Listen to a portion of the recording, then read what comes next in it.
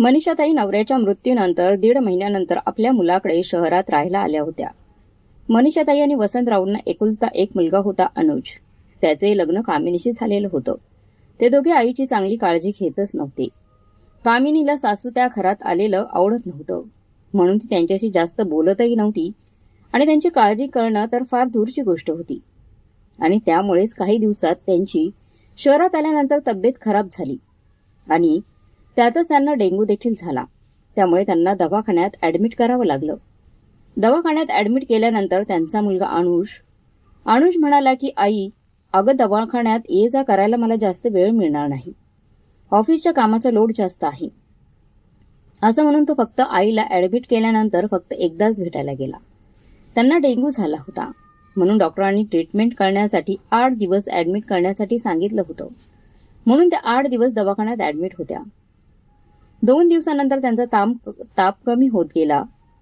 फक्त काही blood reports clear येत नव्हते, म्हणून त्यांना ऍडमिट करून ठेवलेलं होतं.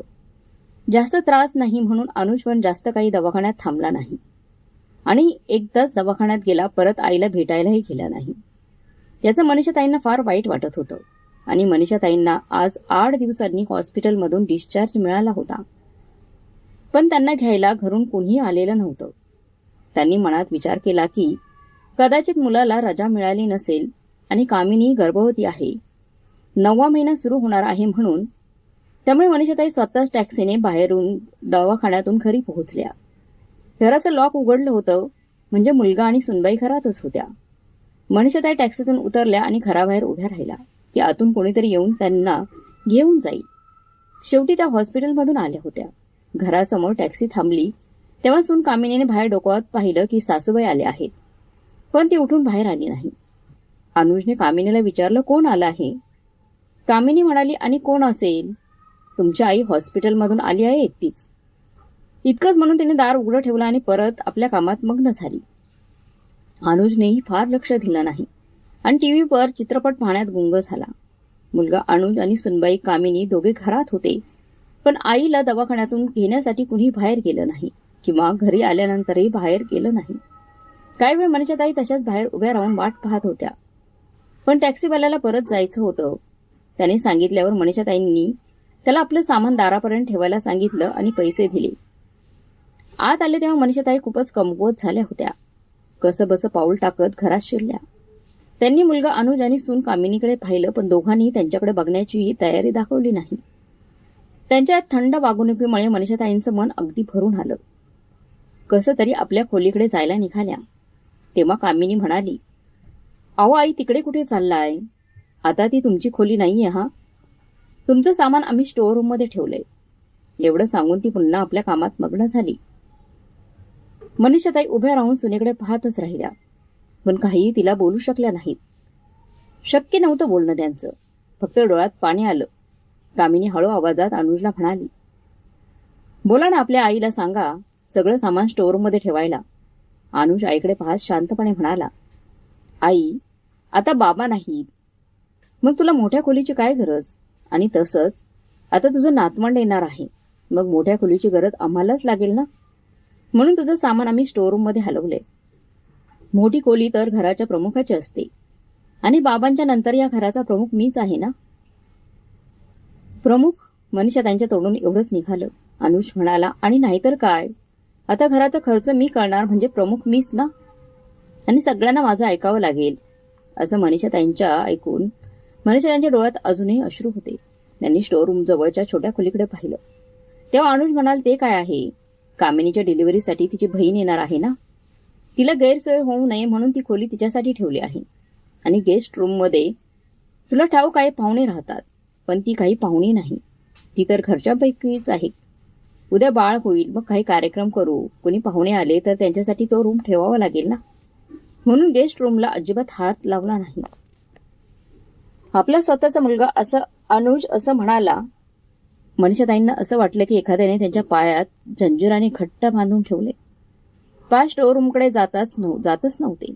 कसं बस एक पाऊल टाकलं होतं की अनुज पुन्हा म्हणाला, अगं आई, आपलं सामानही घेऊन जा ना आणि दरवाजा बंद करा. हा, काही खायचं प्यायचं असेल तर स्वयंपाकघरातून घेऊन खा. मनीषाताईंनी काहीच संकोचून परत दाराशी येऊन स्वतःचं सामान उचलून स्टोअरूममध्ये नेलं. आत बघितलं तर एक 4 पाई टाकलेली होती. त्यांच्या लग्नाच्या काळची जुनी गोदरेजची कपाट होतं आणि तो जुना टेबल होता जो मनीषाताईंनी कित्येक वेळा विकायला सांगितला होता. पण त्यांचे पती दिनेशराव म्हणायचे, अरे खराब थोडंच झालंय का ते, कधी उपयोग होईल तेव्हा कुणाला माहीत असतं का हे टेबल मनीषाताईंनी कधी उपयोगी पडेल, असं कुणालाच माहीत नव्हतं. डोळ्यात पाणी दाटून आलं आणि त्यांनी त्या 4 पायावर बसल्या. 2 महिन्यापूर्वीपर्यंत सगळं काही ठीक होतं.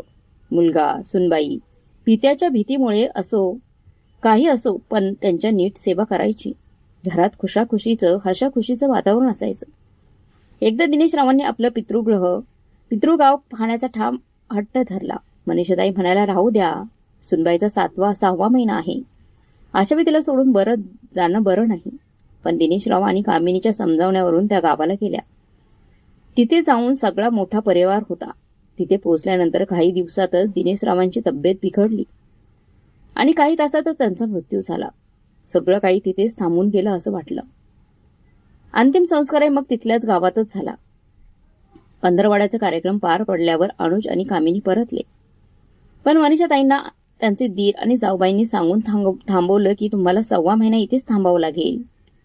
1.25 महिना संपल्यानंतर जेव्हा मनीषाताईंना गावावरून परतायचं होतं तेव्हा तिथलं संपूर्ण कुटुंब स्टेशनवर त्यांना सोडायला आलं होतं. पण परतताना मनीषाताईंची एकटीच परतल्या होत्या. अनुज स्टेशनला घ्यायलाही आला नव्हता. त्यांना म्हणाला होता की खूप महत्वाचं काम आहे. पण मनीषाताई घरात आल्या की पाहतात काय, अनुज टीव्हीवर क्रिकेट मॅच बघत बसला होता. गावाहून आलेल्या दुसऱ्या दिवशीच मनीषाच्या ताईंची तब्येत बिघडली आणि त्यांना रुग्णालयात दाखल करावं लागलं. सलग 8 दिवस त्या हॉस्पिटलमध्ये. त्या 8 दिवसात मुलगा फक्त एकदाच हॉस्पिटलला गेला. त्यानंतर आई, ऑफिसमधून वेळ मिळणं फार अवघड आहे आणि आज मनीषाताई रुग्णालयातून एकट्याच घरी परतल्या आल्या होत्या. पुढे त्यांना दवाखान्यातून न्यायला गेलं नव्हतं. आणि एवढंच काय, घराचा सगळा पसारा बदलून टाकला होता. एवढ्या लवकर मुलगा सून तोंड फिरवतील, त्यांच्याशी असं वागतील असं त्यांनी स्वप्नात सुद्धा पाहिलं नव्हतं किंवा कल्पनाही केली नव्हती की त्यांना थेट स्टोअरूममध्ये ढकललं जाईल. मनीषाताई मनात सगळा विचार करत होत्या. तेवढ्यात बाहेरून गडबड ऐकू आली. बाहेर आल्या तर पाहतात की ज्याचा मुलगा सुनेला आहे त्यांच्यासाठी काही वाटलं नाही. तेच कामिनीच्या माहेरच्या माणसाच्या स्वागतात दारात उभे राहून जोरदार स्वागत करत होते. मनीषाताईंना घरात येऊन इतका वेळ झाला तरी कोणी एक ग्लास पाणी विचारलं नाही. पण सुनेच्या माहेरच्यांसाठी मात्र मुलगा स्वतः स्वयंपाकघरात जाऊन पाणी आणलं होतं. एवढ्या लोकांच्या गर्दीतही स्वतःला एकटी समजणाऱ्या मनीषाताई परत आपल्या खोलीत निघून गेल्या. थोड्या वेळाने मुलगा आईच्या खोलीत आला आणि म्हणाला, आई, असं आहे की कामिनीच्या माहेरचे लोक आले आहेत, त्यामुळे तू तुझ्या खोलीतून बाहेर नको येऊ. कामिनीला तुझं तिथे येणं आवडणार नाही आणि मी या परिस्थितीत कामिनीला कोणतंही टेन्शन देणार नाही. आई मुलाच्या चेहऱ्याकडे पाहतच राहिली आणि मुलगाही कडवी गोष्ट सांगून पटकन खोलीतून बाहेर निघून गेला. मनीषाताई 3 तास खोलीत बसून राहिल्या. त्यांच्यासाठी ना चहा आला ना नाश्ता, काही खायला नाही आलं. 3 तासांनी त्यांना असं वाटलं की कामिनीच्या बाहेरचे पाहुणे कदाचित परत गेले असतील. फक्त तिची बहीण आणि आई घरातच राहिल्या असाव्यात, कारण फक्त त्यांचा आवाज बाहेरून येत होता. मनीषाताईंना खूप भूक लागली होती. रुग्णालयात तर फक्त ब्रेड आणि चहा मिळाले होते, तेच काही खाल्लं होतं. आता दुपारी 3 वाजले होते. आजारपणातून उठल्यामुळे आधीच फार कमजोरी वाटत होती. त्यामुळे भुकेमुळे त्यांची अवस्था अजूनच बिकट झाली होती. बिचारी मनीषाताईंना मनाला समजावून सांगता यायचा, पण पोटाला कसं समजाविशील. पोटाला तर भूक लागली की अन्न हवंच असतं. जेव्हा भूक सहन होत नव्हती तेव्हा त्या खोलीतून उठल्या आणि बाहेर आल्या. पाहिलं तर कुणीही दिसत नव्हतं. सगळे आपापल्या खोलीत होते. झोपले असावेत. चला बरं झालं, आता मी स्वयंपाकघरात जाऊन काहीतरी घेते असं म्हणून त्या स्वयंपाकघरात गेली. पण तिथे ठेवलेली सगळी भांडी रिकामी होती. रिकामी भांडी पाहून मनीषाताईंना भीती वाटायला लागली. तेव्हाच खटपट आवाज झाला आणि कामिनी स्वयंपाकघरात आली आणि म्हणाली, आई, काही करता येत नाही. माझ्यासाठी काहीतरी खायला घेऊन जायचं होतं, पण सगळं रिकामं आहे. अहो आई, तुम्ही रुग्णालयातून आलात हे मला आठवलंच नाही, म्हणून मी तुमच्यासाठी स्वयंपाक केला नाही. आता असं करा, तुम्ही स्वतः जेवण करून खा. मी खूप थकली आहे, आता काही करू शकत नाही, असं सून म्हणाली. जितक्या वेगाने ती घरात आली त्याहूनही जास्त वेगाने ती परत निघून गेली. बिचारा मनीषाताई आजारामुळे आधीच खूप कमजोर झाल्या होत्या. त्यावर भुकेने त्यांची अवस्था अजून वाईट झाली होती. आणि आता सून म्हणते की तुम्ही स्वतःच जेवण करून घ्या. हे भगवंता, काय जन्माचा बदला घेताय तुम्ही माझ्याकडून? मी हॉस्पिटलला गेल्यावर असं काय झालं की मुलगा आणि सून इतके बदलले? मनीषाताईंना काही समजेना. असं कसं तरी करून त्यांनी स्वतःसाठी 2 पोळ्या केल्या, चहा सोबत खाल्ल्या आणि आपल्या खोलीत जाऊन औषध घेऊन पलंगावर बसल्या. पडलेल्या पलंगावर घसरून बसल्या. त्यांची नवऱ्याचा फोटो पाहिला. आठवण डोळे भरून आले आणि म्हणाल्या, मला तुम्ही एकटीला का सोडून गेलात? तुमच्यासोबत असताना सगळं किती छान होतं. मुलगा आणि सुनई किती काळजी घेत होती. त्यांनी पाठ फिरवली आणि त्यांच्या माझ्याकडूनही मन दुखावलं. पतीची आठवण करत करत डोळ्यातून अश्रू ओघळू लागले. पण कधी डोळा लागला ते त्यांनाच कळलं नाही. मनीषा त्यांचे डोळे उघडले तेव्हा मुलाचा आवाज ऐकू आला. आई झोपली होतीस का? मनीषा उठून पलंगावर बसल्या. मुलगा आईच्या खोलीत येत म्हणाला, अरे आई, ही काय झोपायची वेळ आहे का? संध्याकाळचे 6 वाजले. बिचारे या औषध घेऊन आडवी पडली होती. तिलाच कळलं नाही कधी डोळा लागला. ठीक आहे, पण आई लक्षात ठेव, कधी झोपण्याची वेळ असते आणि कधी नाही. संध्याकाळी झोपल्याने घरात मनुष्यपणा पसरतो. इतकं बोलून मुलगा खोलीच्या बाहेर गेला. मुलाच्या अशा बोलण्याने मनीषाताई थक्क झाल्या. मनाशी विचार करू लागल्या, हा तोच मुलगा आहे का ज्याला मी जन्म दिला? स्वतःच्या हाताने वाढवलं, शिकवलं, मोठं माणूस बनवलं. त्याच्या पसंतीच्या मुलीशी मी त्याचं लग्न लावलं आणि आज हाच मुलगा असा मला संस्कार शिकवतोय. मनीषाताई हे सगळं विचार करत होत्या. तोच मुलाचा रागाने भरलेला आवाज आला. आई, तिथेच बसून राहणार आहेस की बाहेर येणार आहेस?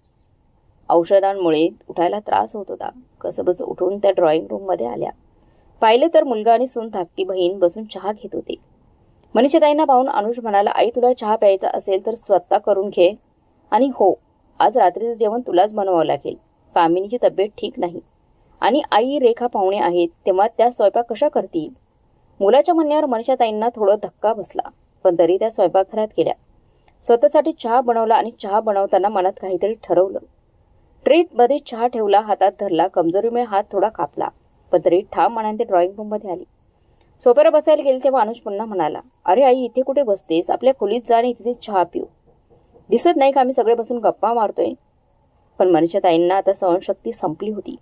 त्यांनी चहाचा टेप टेबलावर ठेवून जोरात ओरडली, खूप झालं हा, बस. आता तुम्हाला समजलं का? हॉस्पिटलमध्ये आल्यापासून तुमची सगळी नाटकं मी पाहते आणि तरी गप्प राहते, पण आता नाही. हा, माझी खोली बदलून टाकली मी आणि मग ती गप्प राहिली. तुझ्या सासरच्या समोर मला माझ्या खोलीत बसून राहायला सांगितलं. जणू मी काय आश्रित आहे का? आणि तुझे सासर खूप उच्च जातीचे आहेत. मी तरी गप्प बसले. सगळ्यांसाठी घरात छान छान पदार्थ केले, पण माझ्यासाठी कोरड्या पोळ्यांचा तुकडाही नाही. तरी गप्प बसले. आजारी असूनही मी स्वतः पोळी करून खाल्ली, तरी गप्प राहिली. मी औषधं घेतलं आणि झोपली तर म्हणतात घरात मनुष्यपणा पसरतो. पण तुझी बायको रविवारी सकाळी 10 वाजेपर्यंत झोपलेली असते, दुपारी झोपते आणि रात्री 8 वाजता उठते, तेव्हा मनुष्यपणा का पसरत नाही? सगळ्या ती चहा बनवतो, पण माझा मुलगा मला म्हणतो, काय आई, तू स्वतः चहा करून घे. आणि जी आई आजारी आहे तिच्यासाठी जेवण करायला तुला त्रास होतोय, मग ती आजारी आईलाच म्हणतोस की रात्रीचं जेवण तू बनव. माझी बायको आजारी आहे, माझी सासू आणि मेहुणी घरात आहेत, आणि शेवटी मी माझ्या घरात माझ्या सोफ्यावर बसू शकत नाही का? शेवटी कोणत्या अधिकाराने मला मनाई केली आहे? हे माझं घर आहे आणि माझी मर्जी. मी माझ्या घरात कुठेही बसेन, नाही तो आपल्या मर्जीने येऊन बसू शकत नाही. अनुज ओरडत म्हणाला, का नाही बसू शकत? कारण मी सांगतोय आणि या घराचा मी प्रमुख आहे. माझं म्हणणं तुला मान्य करावंच लागेल. प्रमुख कोण आहे? मनीषाताईंनी उपहासाने हसत म्हटलं. तेवढ्याच सून म्हणाली, आई, आधी पप्पा प्रमुख होते. पप्पांच्या मृत्यूनंतर प्रमुखाची पगडी यांना चढवली गेली, त्यामुळे आता हेच घराचे प्रमुख आहे. आणि नाहीतर काय? अनुजने रोप दाखवत म्हटलं. आणि माझं बोलणं तुला मानावंच लागेल.